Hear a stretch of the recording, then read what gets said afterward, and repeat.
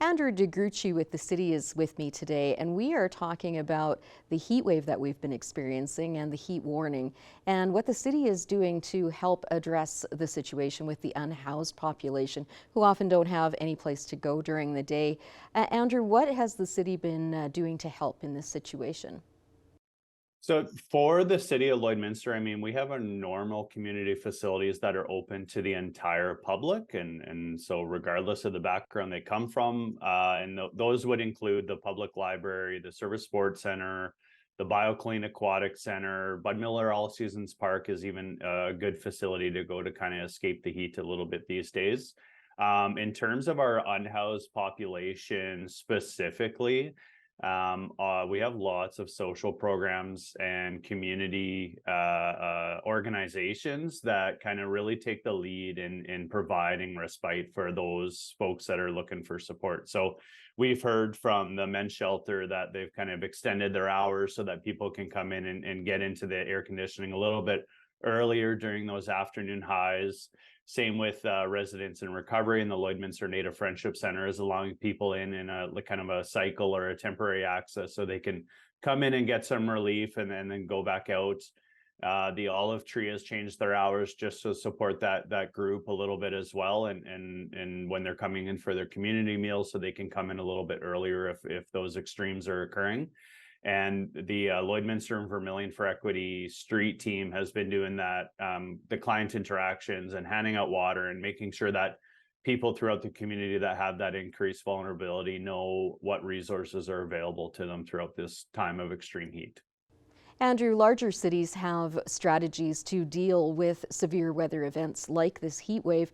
What does Lloydminster have? Are they working on that at this point?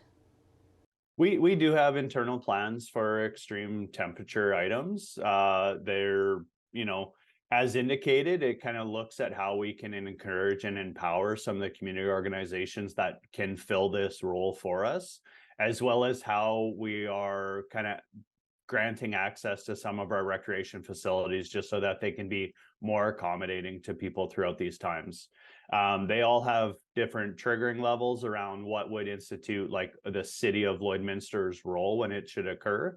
And part of that looks to the community organization's capacity. If they were ever to exceed their capacity, or if they ever had an unexpected facility outage, then the city would take more of an active role in some of those circumstances. So, and that's very similar for if we had a community-wide extreme heat event or a community-wide extreme cold event, and we were to see some sort of a utility interruption. We have planning for how we would support the community during those kind of times of very increased vulnerability throughout the community. A lot of people around Lloydminster seem to feel that the unhoused population has grown. Is that the case? The data hasn't really supported it. I think it's some increased visibility throughout the community, as well as some increased awareness of it through different means of social media. But I believe Becky Shilley from the Olive Tree recently did an interview with a media organization and kind of represented that these are similar numbers to what we're seeing back to even in 2015. So in 2023 in October, the City of Lloydminster performed a point in time count, and we use kind of some federal standards for how we perform those counts so that we can get really good data going on now on an annual basis just to support what we are seeing in the City of Lloydminster in terms of that population base. There have been rumors on social media, people talking about unhoused people from Edmonton and larger centres being bussed into Lloydminster. Is that actually bearing out in fact, or is that just a rumor that's going around? It's a very common one. We see it online lots. We hear it in person through lots of different conversations around if there are buses of homeless folks sent to the City of Lloydminster. We have never found any evidence to support this or never seen any basis of this. The Lloydminster Vermilion for Equity street team, they hit the streets multiple nights a week, interacting with this community base, and they aren't able to support that either. Same with the shelters. They do tracking of the individuals that they're supporting, and they're not seeing any evidence to support that either. We have seen busloads of people shipped into the communities before, but they've always been to support wildfire evacuations from other communities throughout Northwest Territories, Saskatchewan, or Alberta. And in all of those circumstances, we've seen 100% return to home, not at the same time, but throughout time, everybody has returned home. So our point in time count that we performed in October did look at data around where people's original home communities were from, and that also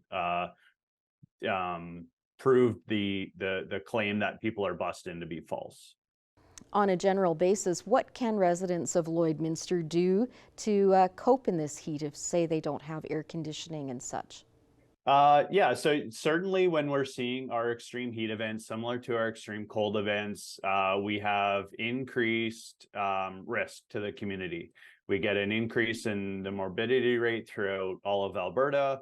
And as people are kind of utilizing more water, more power, we have an increased reliance on some of those utilities, as well as there is a general increase in some risks such as wildfire throughout it. So it's certainly important from a household level to kind of understand what those risks are, so you can start having conversations with your household about what do our plans look like, what are we going to do should a utility be disrupted, what are we going to do if our AC kicks the bucket and we need to look to other support for cooling. So from a household level, getting your home cooled early is good. If you can do that in the morning hours instead of doing it in the afternoon when consumption rates of electrical grids are at their peak, getting it cooled early is good. Having a family plan, how your friends and family are included into those emergency plans are important as well.